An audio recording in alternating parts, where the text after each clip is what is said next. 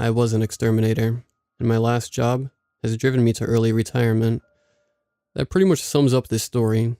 Have you ever seen those shows where they send in people in hazmat suits to clean up the crap-piled mountains of hoarded garbage? Yeah, well, that was me. On top of deep cleaning homes, I had the lovely job of exterminating the swarms of pests that thrive in those conditions. I've seen things you couldn't imagine. Bathtubs filled with roaches, living and dead layered on top of each other like a crunchy, crawling lasagna. Oh, and there was this one time where me and my partner Phil went into a house with, and I quote, a small rat problem. Let me tell you, there was nothing small about them. They were like rats on roids. Phil even joked. He swore he saw one with a teardrop tattoo and a switchblade. I digress. The reason I'm telling you all this is so that you understand, so you can tell that I'm just an average Joe. Literally, my name is Joe. And I'm a sane, straight shooting, working, class bloke. That's important, you see. For what I'm about to tell you will make you question the validity of my writing, but I swear to you that it is the honest truth. About a week ago, we got a call for a job just outside of Kansas. It was a little farmstead with the owner complaining about a vermin problem. Rats, no problem. I thought when Phil told me. I mean, having dealt with cat-sized roid rats, I was sure that I could handle whatever pests were running amok in a farm. Besides, Phil had assured me this was going to be an easy job. I had no reason to think he'd be wrong. So we went out to the home of the woman who called, a Mrs. Kettlewell. Across the arid wastes we drove, and upon driving up the dirt road, I could see it. A little farm with a crooked, crudely crafted windmill spinning slowly beside it. The place was quaint, like a dream of yesteryears that never were. It was the sort of place one would imagine as the backdrop to a black and white western, where troubles melted like lemon drops, and twisters delivered you to far off and strange new worlds. However, there was also something off about the place. From its fields of dried yellow grass and barren soil, to the enormous barn, its red paint faded, and its interior empty of animals. The cogs began to spin in my head, and I found myself wondering what kind of farm this is, if it doesn't have any animals or crops. Still, maybe they used to run it as a farm, but have retired it since. I told myself.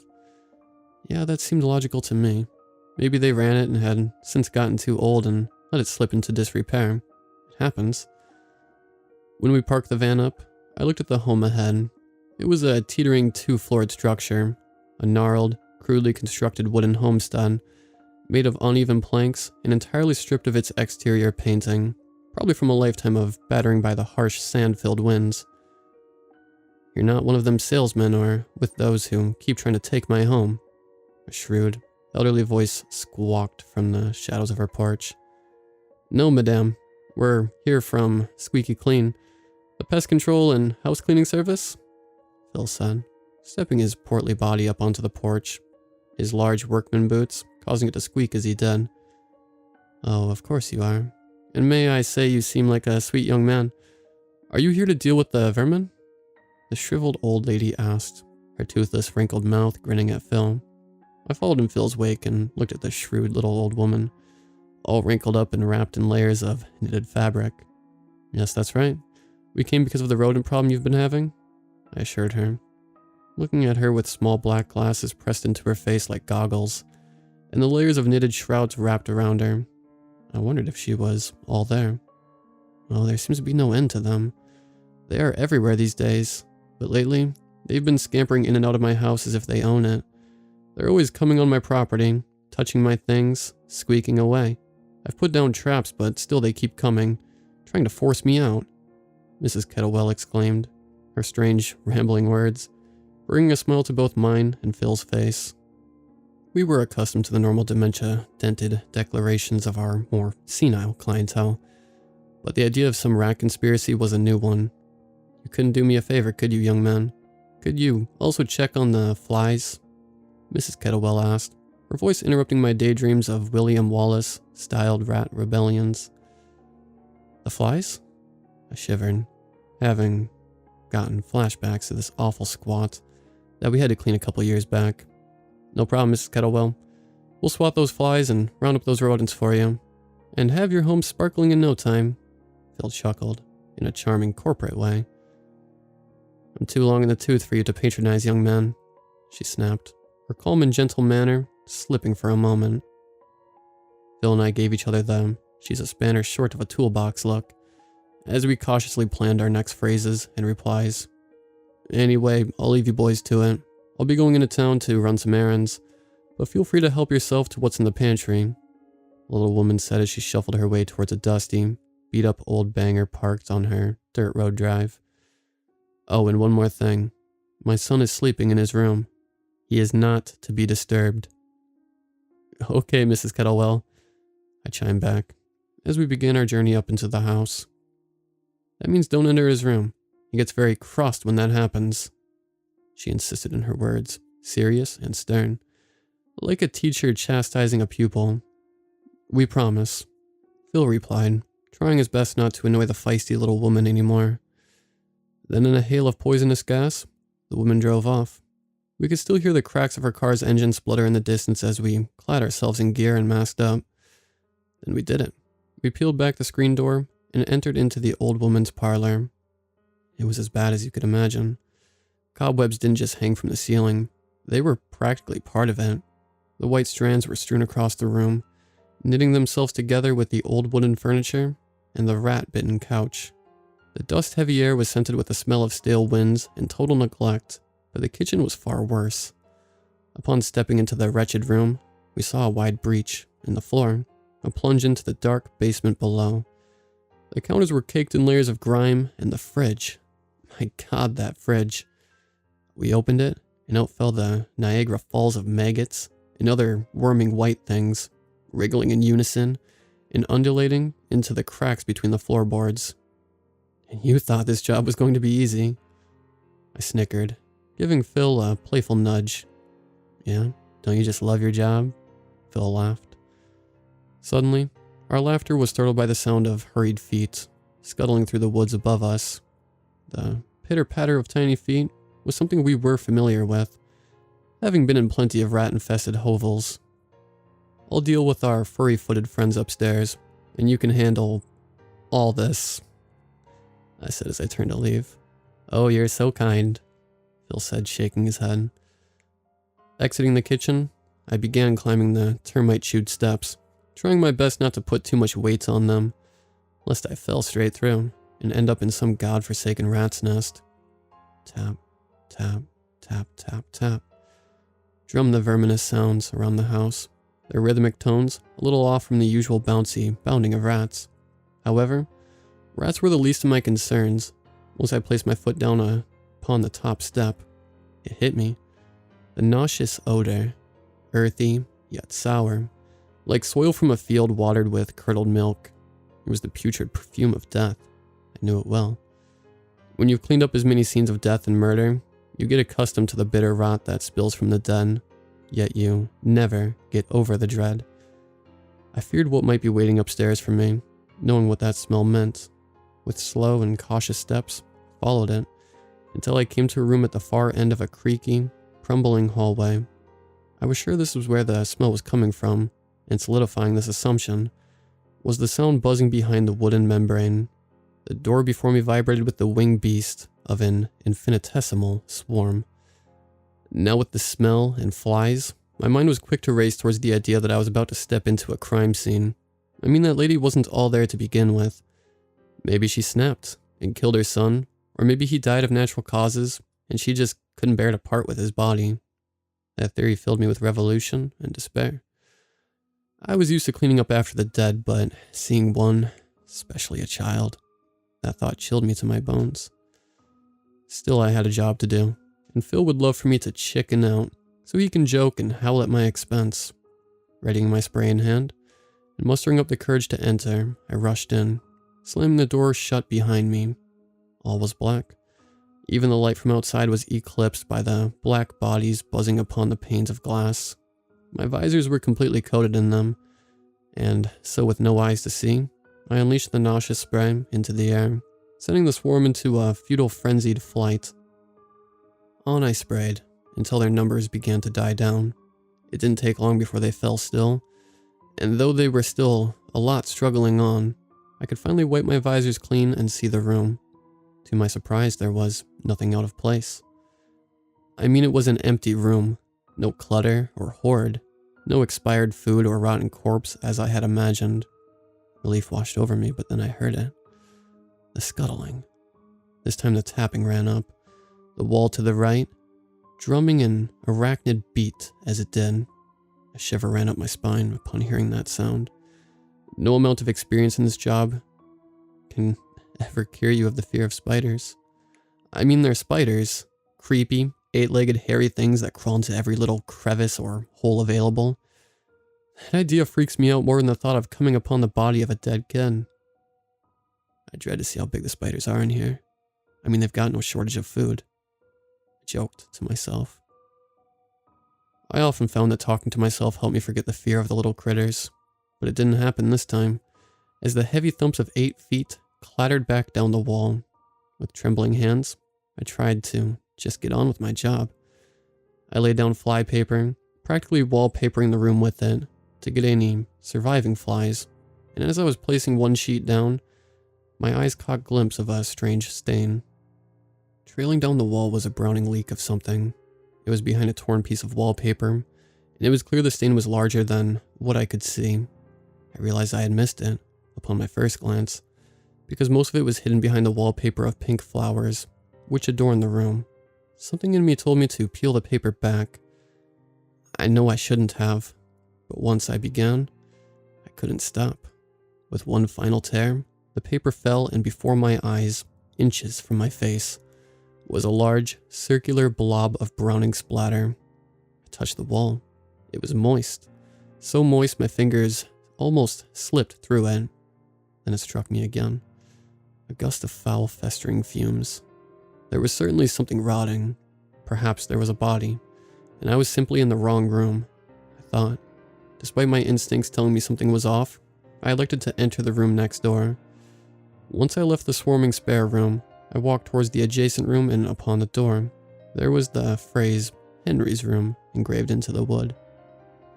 My mind returned to Mrs. Kettlewell's only request, and though a part of me should have been concerned with keeping it, I was more worried that her request was made so we would not discover the corpse of her son. With a deep breath, I turned the handle and let the door swing open. To my utter shock, what lay before me was the room of a small boy. Drawings adorned the walls, and there were boxes of action men and a ceiling dotted with glow-in-the-dark stars. However, there was one problem, one irregularity to sight. Every inch, every shelf, and wooden furnishing was tied together, knotted in a cascade of greenish-brown webbing. This web was unlike any spiders I had ever seen. It wasn't even like the cobwebs from downstairs. It was thick, mucus-like, and it clung to everything, forming strange slime structures and weird worming nets. Entering, I began yanking some of the sticky stuff down, but it was pulling plaster from the ceiling and walls, so I stopped and prepared to use my spray. Maybe that would loose the threads, I thought. It was around this time that I noticed that sat atop a set of drawers were a series of photographs. Looking to the black and white pictures, I saw Mrs. Kettlewell, still old and wrinkled, but with her was a small curly-haired boy. He looked no older than 11 in every picture, and was always cuddled up to her, shrouded in throws and sheets. They were odd pictures. Something about the way every part of the boy was wrapped up in a quilt, in every photo frame. It just struck me as peculiar. But then again, looking around the chamber of gangrenous webs, these photos were the least strange thing about the house. The penny dropped, and the most obvious, the most striking thing imaginable finally dawned upon me. Mrs. Kettlewell was adamant that this room contained her son, and though he was held in the picture frames, I saw no sign of the boy among the repulsive entanglement of slime threads. I readied my spray and began unleashing its toxic torrent into the room. Pouring forth, the spray cut through the threads, causing them to sizzle and fall, spilling into puddles of puke-colored gunk. Scuttling suddenly, ricocheted across the room. A frightening scampering, I thought, from a spider that was soon to snuff it. In my naivety and arrogance, I continued my fumigation, chasing the rattling vermin as it raced away from the bug-repellent chemicals. Sprang beneath the boy's bed. I struck whatever it was, causing the thing to unleash a screech. Never in my worst or weirdest nightmares have I ever heard a sound like that. A bitter, biting wail of sound that roared like a cougar and hissed like a diamondback. Stunned by the noise, I stopped spraying, giving the creature the opportunity it needed. Scrambling behind the wardrobe, its legs skittered up the wood, knocking the wardrobe down as it rambled up its back. Fractured, rotten strands and a cloud of dust filled the room. But when the debris cleared, I saw that behind the wardrobe was a great gaping hole. What kind of spider was that? I fretted. It had to be a rat. Surely, I told myself. Only something big could have knocked that wardrobe over. But then if it wasn't a spider, what had created the vile vines of sickly silk, which infested the room? Come on, you've got a job to do. It's just a bug. You've done bugs before, I said, trying to psych myself up, but it wasn't working. Trembling, I picked up my spray and stepped through the man-sized cavity in the wall, carrying in with me the heavy canister.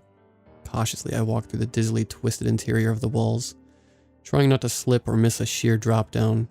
Like Henry's room, the space between was thick with an otherworldly, grotesque gossamer. Slowly I trudged, weaving between the sticky strands until that smell, that fetid, disgusting reek hit me once more. It was stronger in here. It was all I could smell. Every breath I took was a lungful of pestilent perfume. I had no time to worry about choking on the stench, for something had caught my eyes. In the webs, a head. I found something out of place. A card from a realtor. Beside it hung another card, this time for a law firm, and next to that, a card for another real estate agent. Looking around, these cards littered the place. Not just law firms or real estate agents either. Plumbers, babysitters, even pest control. Strange that there should be so many. Stranger still, that they would be held between the walls. Then I saw them, clinging to sickly strands, entombed and partially cocooned in greenish brown, were bodies, dozens of them. A horrified gasp left my mouth. Realtors, salesmen, and lawyers, still wearing their fancy suits. They were all strung up like parcels of gloop. They were rotten, dissolving in a soup of themselves, dripping and seeping into every fiber and splinter. They were the smell, the brown stuff on the wall. That was them, melting away, rotting between the crooked panels and thin drywall. I let out a howl, bellowing out for Phil, but the moment I did, I heard it. The cracking of joints, the movement of many legs. To my horror, my eyes caught a glimpse of something. Atop one of the maggot-crawling corpses appeared a shape. Lunging forth, the ghastly spider, slashing through the air with biting fangs and clawing legs. I ducked and ran, swiftly swerving through the webbing, evading each clawing sweep from the spider's arms. Listening as I ran, all I could hear was the urgent and hungry scampering of the spider legs bounding from wall to wall, closing in on me with each step. In the darkness, it was hard to see, but I knew that thing was far too large to be a normal spider. It was something else, something monstrous. Those ethereal webs were spun from otherworldly materials, and the murderer's hunger that drove that thing had to come from some eldritch realm, far from our famished thoughts. I dared not dream from whence it crawled, only focusing on the path ahead as I sprinted on. Pounding out from the murk of the wall cavity, I stumbled back and watched as leg by leg it emerged from the hole. With a sinister slowness, it crept from the shadows. Each leg was as long as a meter, murky green, the color of rot. Every limb was armor-plated in a segmented, foul carapace, spiked and thorned, with long, black, spiny hairs. However, the spider's limbs were not the worst reveal, for as it pulled itself forth from the shadows, all color left my skin and all my bravery with it. Thundering, my heart almost tore itself from my chest as fear turned my bones and muscles to stone. Before me was not a spider. It had the legs of one, but its body was no arachnid. It was a head. The head of a boy. Specifically, the boy from all of Mrs. Kettlewell's photographs. This monstrosity was Henry. Though it appeared like a severed head, the grinning child's aberrant appearance had no neck, and out of its head grew the hideous spider legs upon which it scuttled. There was order to their positioning. Some bore out from his crown, others out of his ears or the back of his head. With wicked delight, his pale face spoke not a word from his dirty blackened mouth. Instead, its poisoned smile opened its jaws wide and revealed hundreds of curved gray fanged teeth. In a flash it snapped forward, jumping clean across the room, and when I went to run towards the door, it jumped right in front of me. Fumbling away, I slipped on a puddle of slime, and it scuttled with such swiftness that I damn near died from fright. In that moment something took over, and I suddenly remembered I had my bug spray. Squeezing the trigger, I cast forth a geyser of pesticidal liquid, drenching the thing in it. Henry cursed with screeching and screaming sounds as he struggled, stumbled, and recoiled from me.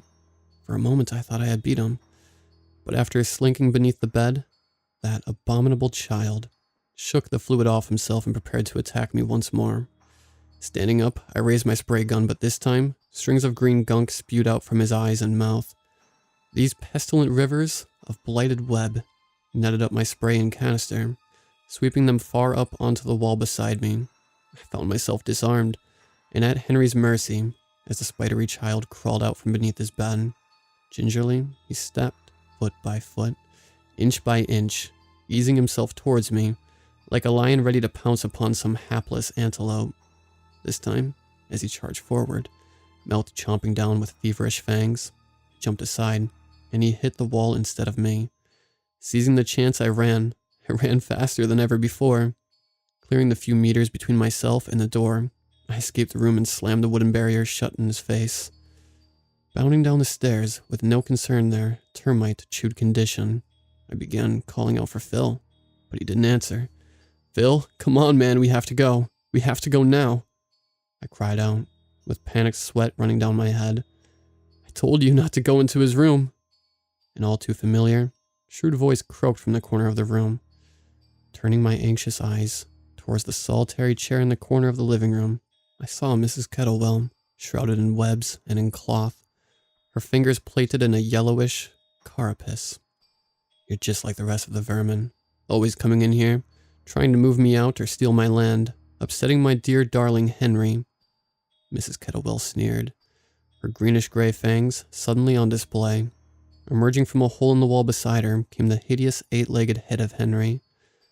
"At least with the others, Henry wouldn't go hungry, but you denied him even that, choosing to hurt my dear Henry, and that won't do," she chirped, her voice wobbling into a crickety tone. "Are you going to kill me?" I stammered. "Dearie me, no. You'll live. You have to. You have to tell the rest of the pests out there not to step foot on my property again. That's why I called you. You're to be my messenger. Of course, don't go telling everyone to stay away. Henry and I still get hungry from time to time." She grinned as she ran her spidery fingers through her son's curly hair. "What about Phil?" I asked, my feet already edging towards the door. "Oh, I'm sorry. I was a little peckish after a long day of shopping. He really was a sweet young man." Mrs. Kettlewell smiled, her lips salivating and wide. Without any further words between us, I sprinted and noped straight out of that place. "Sorry, Phil. Sorry I left you there, to be another stain on the wall, or a bad smell that just won't go away. But I had to get out of there.